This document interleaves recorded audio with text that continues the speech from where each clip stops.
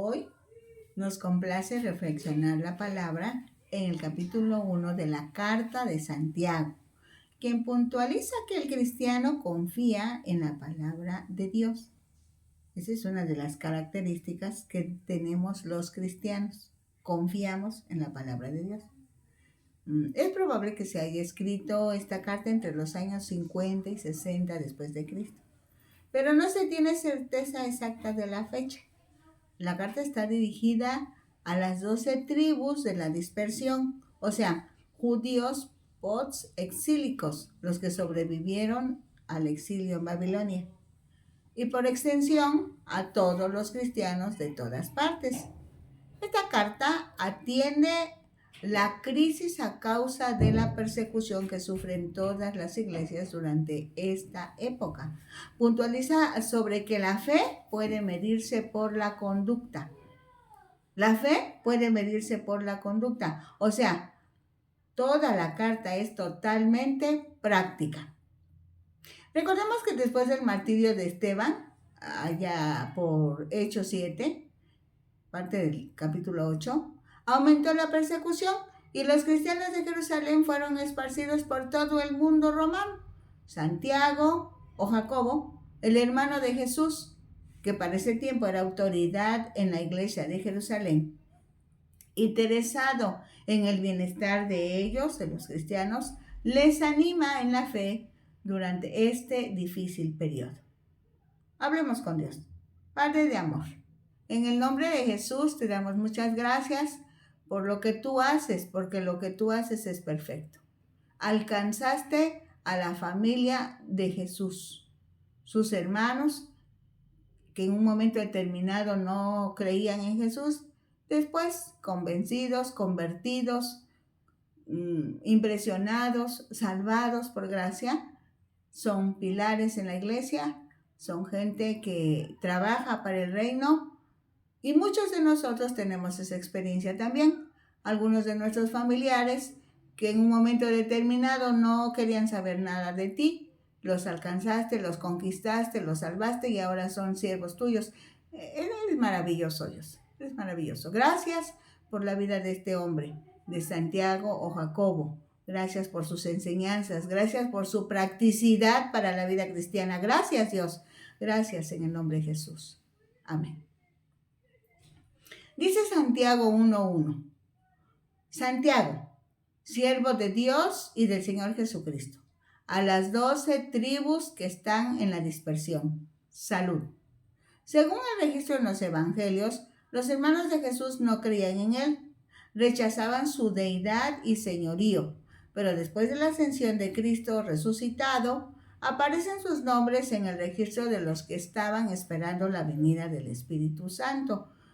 En la carta a los Gálatas, Pablo se refiere a Jacobo o Santiago como el hermano del Señor e indica que era una autoridad en la iglesia de Jerusalén. Pero en su carta, Santiago no usa su influencia como hermano de Jesús, pues los dos eran hijos de María. Para él era lo que menos importaba. Había colocado a las personas en su debido lugar. Así que lo más sobresaliente es que Dios lo hubiera distinguido como su siervo, siervo de nuestro Señor Jesucristo, a quien un día rechazó, pero ahora continuaba con su obra. Como buen judío, con la expresión las 12 tribus, se refiere a la nación de Israel cuando expresa están en la dispersión.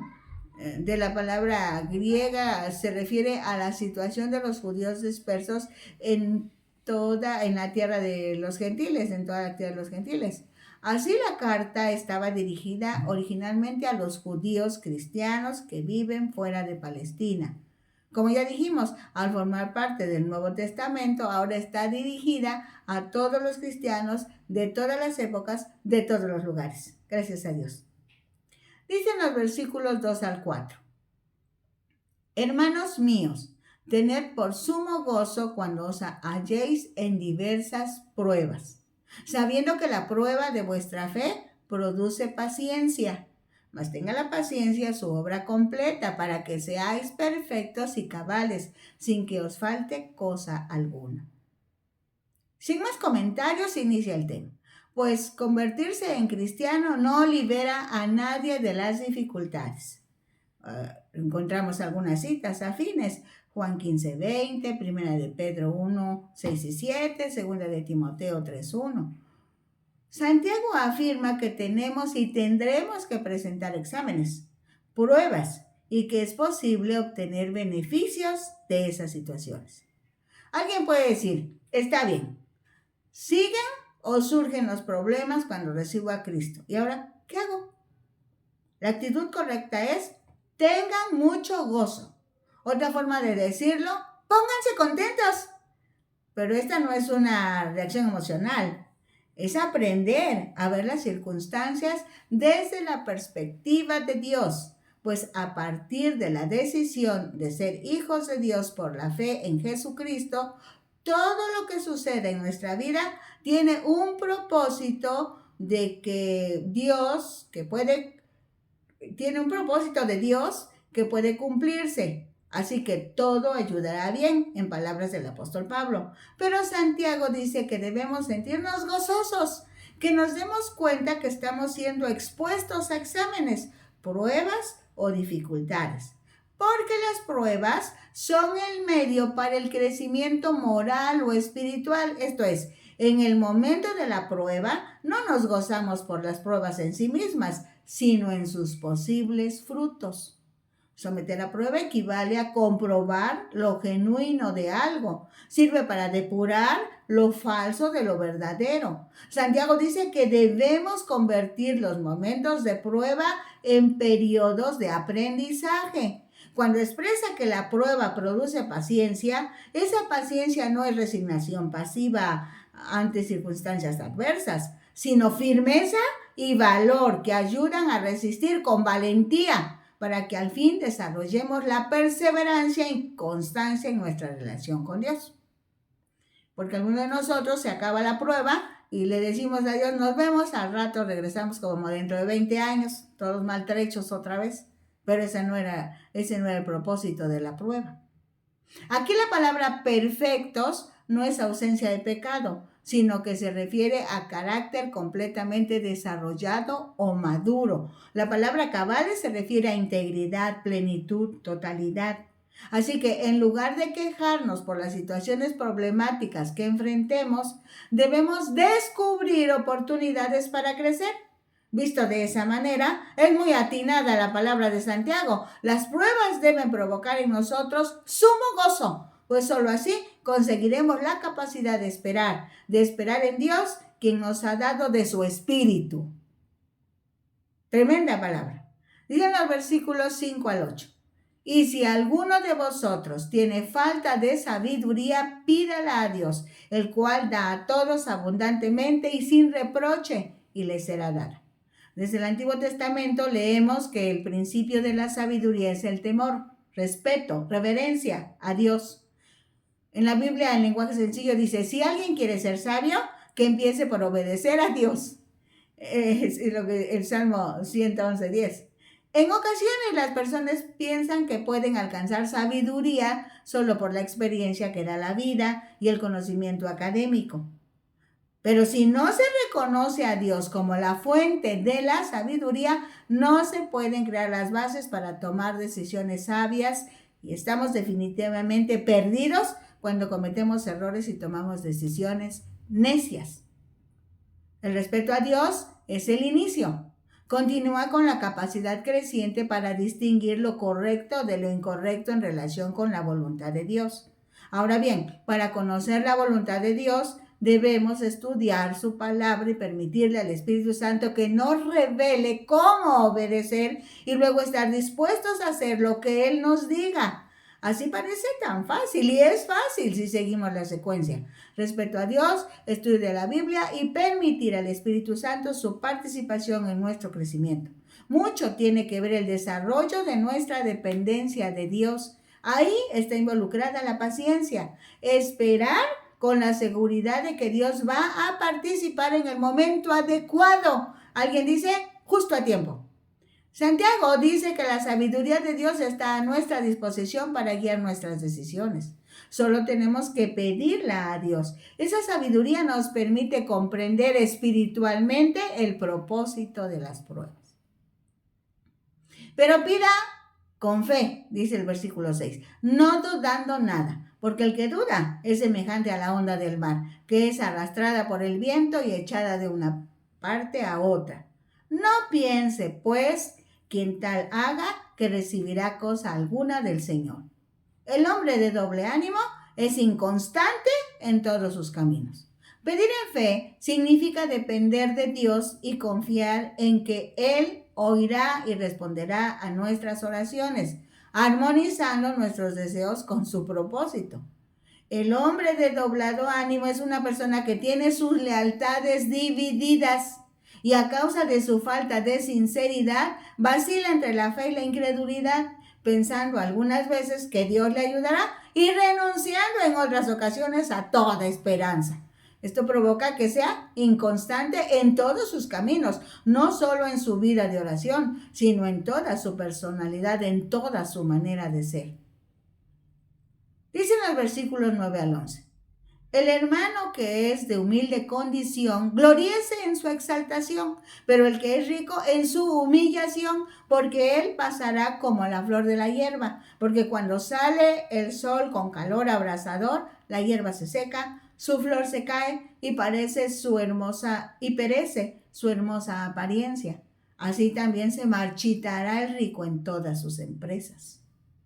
La fe es puesta a prueba cuando se viva tanto en riqueza como en pobreza. Ser hijo de Dios es la máxima distinción que un ser humano puede experimentar, toda vez que significa vida nueva en Jesucristo, así que es muy valioso, es más que rico. Ahora bien, Dios permite que los que tienen riquezas materiales padezcan humillación, pues eso les permitirá comprobar la fragilidad, la corta duración de las riquezas y en un momento determinado el rico y sus riquezas no durarán, a menos que sea hijo de Dios y lo disfrute. Dicen los versículos 12 al 15. Bienaventurado el varón que soporta la tentación, porque cuando haya resistido la prueba, recibirá la corona de vida que Dios ha prometido a los que le aman. Santiago regresa al asunto de las pruebas. En español se tradujo como prueba en el versículo 2, como tentación en el versículo 12. Es la misma palabra. También se pudo haber traducido aguantando puesta a prueba, o sea, como un estilo de vida. Pero en el griego se usa la misma palabra en ambos casos, que también se puede traducir como dificultades. Es la misma palabra del griego que se tradujo como prueba en el versículo 2 y tentación en el versículo 12. Solo que en el versículo 12 tiene una especie de aclaración. Dice que la tentación puede soportarse, sugiriéndose perseverancia bajo condiciones penosas, bajo sufrimiento. Está aguantando. Esto lleva a expresar que el que se enfrenta, aguanta, soporta la prueba, la dificultad del examen como es debido, tiene asegurada la felicidad aquí y en la eternidad con Cristo. En la tierra muestra su auténtica valía porque se ha templado su carácter y surge de la prueba, fuerte y puro. Esto explica por qué el cristiano tiene una felicidad que no tiene nadie más. La vida para él es como estar siempre de fiesta, pues participa de la realeza que aquí en la tierra no se conoce. Sabe que es hijo de Dios y por eso muy valioso. Dice el versículo 13, cuando alguno es tentado, no diga que es tentado de parte de Dios, porque Dios no puede ser tentado por el mal, ni Él tienta a nadie, sino que cada uno es tentado cuando de su propia concupiscencia es atraído y seducido. Entonces la concupiscencia, después que ha concebido, da a luz el pecado. Y el pecado, siendo consumado, da a luz la muerte. Dios es santo y justo, así que no peca. Por consiguiente, no anima a nadie a pecar. En la primera parte se refirió a la tentación como algo externo en el versículo 2 o en el versículo 12. Ahora se expresa de la tentación como una incitación del mal que viene de adentro. Ahora, la concupiscencia es un deseo intenso de cualquier tipo, entre ellos los malos deseos que están listos para expresarse en una actividad corporal. Por ejemplo, deseo tener el lapicero que tiene mi compañero. Esa es concupiscencia. La actividad corporal, ¿cómo se expresa esa concupiscencia? Es robar. Cuando enfatiza que la tentación viene de dentro del ser humano, está demostrando a los pecadores que son responsables de su conducta. Ciertamente, el tentador o el que incita a la tentación es el diablo, y el diablo es externo. El diablo no tiene autoridad sobre los que son o que somos hijos de Dios. Visto de esa manera, la tentación, cuando es externa, puede considerarse como una invitación a pecar. Una invitación puede rechazarse o aceptarse. Así que sin pensarlo demasiado, rechacemos la tentación y se acabó. Aprobamos el examen. Muchas veces se presentan como dificultades que ponen a prueba nuestra confianza en Dios. Por eso Santiago dice en el versículo 2 que cuando se presenten dificultades debemos gozarnos porque Dios lo permite para que crezca nuestra confianza en Dios.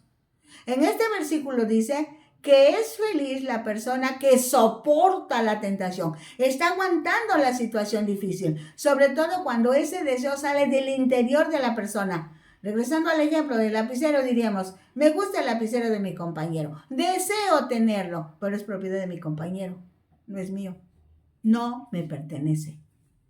Entonces, podemos soportar la tentación del pecado si le pedimos a Dios fortaleza y decidimos actuar en obediencia a su palabra. Una persona que busca excusas para pasar su culpa a algo o a alguien, sin embargo, acepta su responsabilidad por sus errores, los confiesa y pide perdón a Dios, pasó la prueba. Dicen los versículos 16 al 18. Amados hermanos míos, no erréis. Toda buena dádiva y todo don perfecto desciende de lo alto, del Padre de las luces, en el cual no hay mudanza ni sombra de variación. Dios no es responsable del pecado humano. Por el contrario, es la fuente de todo bien. Dios siempre es el mismo, siempre cumple lo que dice su palabra. Su creación sí cambia, porque la diseñó cambiante, pero Él no cambia. Él, de su voluntad, nos hizo nacer por la palabra de verdad para que seamos primicias de sus criaturas. Dios, por su voluntad, concede la regeneración. El instrumento usado fue la palabra, el evangelio de la salvación. Un propósito de Dios es presentar a los creyentes como primicias de sus criaturas, pues en Israel los primeros frutos constituían un anticipo de la próxima cosecha. Así que Santiago y los cristianos de su generación eran el anticipo de todos los creyentes que vendrían después, que vinieron después, que vendrán después, de todos los creyentes de todos los tiempos.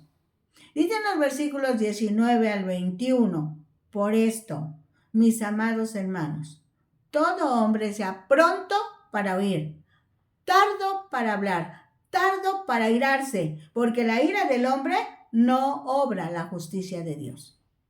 En el libro de Proverbios encontramos confirmación de esta línea de pensamiento. Mencionamos dos ejemplos. Dice Proverbios 17:28. Aún el necio cuando calla es contado por sabio. El que cierra sus labios es entendido. Proverbios 29:20 dice, ¿te fijas en el que se precipita a hablar? Más se puede esperar de un tonto que de él. Pensándolo bien, haríamos mucho mejor en hablar menos y escuchar más. Santiago también aconseja que seamos lentos en indignarnos, prontos para escuchar. La ira no es buena consejera. En la Biblia encontramos que cuando se enfatiza el amor tiene más poder que la ira, pues la ira provoca irritación constante y el disgusto hace más mal que bien. Dice el versículo 21, por lo cual, desechando toda inmundicia y abundancia de malicia, recibid con mansedumbre la palabra implantada, la cual puede salvar vuestras almas. La palabra que se usa para desechando también se traduce como quitarse la ropa. O sea que se quiten, que se desvistan de lo sucio, de lo inmundo, de lo desagradable, como se deshacen de una ropa asquerosa. La palabra que se utiliza para inmundicia tiene varias aplicaciones, pero hoy tomamos el contexto médico, cuando se refieren al cerumen de los oídos. Pues cuando se acumula la cera en los oídos, puede dejarle a uno sordo. Y los pecados pueden hacer que una persona sea insensible a la voz de Dios, lo que provocará abundancia de malicia. Ahora te explicas por qué alguien que en algún momento predicó la palabra, en algún momento fue un buen cristiano, de repente se vuelve el mal malvado. Es por eso. Santiago está diciendo que se limpien, que nos limpiemos de todo lo que nos cierra los oídos a la verdadera palabra de Dios. ¿Qué música escuchas? ¿Con quién platicas? ¿Qué es lo que escuchas? Apela al entendimiento de las personas, mostrándoles que hay un conocimiento instintivo del bien y del mal en el corazón humano, cuya dirección deberíamos obedecer siempre. Esto es prácticamente lo que expresamos con la palabra conciencia. Esto es, Dios a cada ser humano le dio conciencia para que pueda distinguir.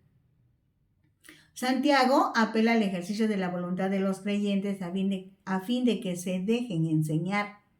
Para ello se requiere de un espíritu dócil y tratable, o sea, suficientemente humilde para aprender, sobre todo distinguir y enfrentar la verdad hasta cuando parezca hiriente y que condena, aceptando voluntaria y fielmente la disciplina del aprendizaje. De los versículos 22 al 25 tenemos otro pensamiento importante. Pero sed hacedores de la palabra y no tan solamente oidores, engañándoos a vosotros mismos. Porque si alguno es oidor de la palabra, pero no hacedor de ella, este es semejante al hombre que considera en un espejo su rostro natural. Porque él se considera a sí mismo y se va y luego olvida cómo era. Mas el que mira atentamente en la perfecta ley, la de la libertad, y persevera en ella, no siendo oidor olvidadizo, sino hacedor de la obra, este será bienaventurado en lo que hace, feliz en lo que lleva a cabo. Este párrafo destaca la urgente necesidad de practicar lo que dice la palabra. Esto es, obedecer es el resultado de haber estudiado la palabra, porque en ella encontramos la vida eterna. Pues la palabra destaca el pecado y da la oportunidad de pedir perdón a Dios para ser salvos por gracia, ya que la salvación incluye la libertad del dominio del pecado. Ahora somos libres para obedecer a Dios. Versículos 26 y 27. Si alguno se cree religioso entre vosotros y no refrena su lengua, sino que engaña su corazón, la religión del tal es vana. La religión pura y sin mácula delante de Dios el Padre es esta: visitar a los huérfanos y a las viudas en sus tribulaciones y guardarse sin mancha del mundo. Todos debemos cuidar el uso de las palabras que hablamos, lo que decimos, por qué lo decimos, a quién lo decimos, cómo lo decimos, cuándo lo decimos. El libro de Proverbios nos da muchas recomendaciones. Por ejemplo, el que refrena su lengua es sabio. En tu boca tienes poder para dar vida o para matar. Sean tus palabras sazonadas con sal para que sepas cómo responder a cada uno, dice ya el Nuevo Testamento. Cada hijo de Dios necesita la ayuda del Espíritu Santo, del Señor Jesucristo y de Dios mismo para que pueda humildemente aceptar y poner en práctica la palabra, soportar la tribulación, pasar la prueba o examen, a fin de estar preparado para toda buena obra, para que pueda comprobar que es hacedor de la palabra. Por eso dice, ayudar a las viudas, a los huérfanos, vivir en santidad. Por eso la sabiduría de Dios es indispensable en cada uno. Debemos buscarla. Tenemos tarea. Volvamos a leer el capítulo. Reflexionemos, porque esto es asunto práctico. Habrá que saber dónde estamos, quiénes somos, para la gloria de Dios. Les invitamos a sintonizar Ventana Virtual Radio Cristiana, la señal que edifica, y junto con todas las emisoras cristianas por internet que están uniendo al mundo con el Evangelio de Jesucristo. El cristiano tiene una posición confiada en la palabra. Santiago nos ayuda para que estemos confiados y estemos dispuestos a vivir y a conocerle. También encuentran esos materiales en Facebook, Disfrutando la Palabra, y en YouTube, a nombre de Rosadel Hernández. Bendiciones.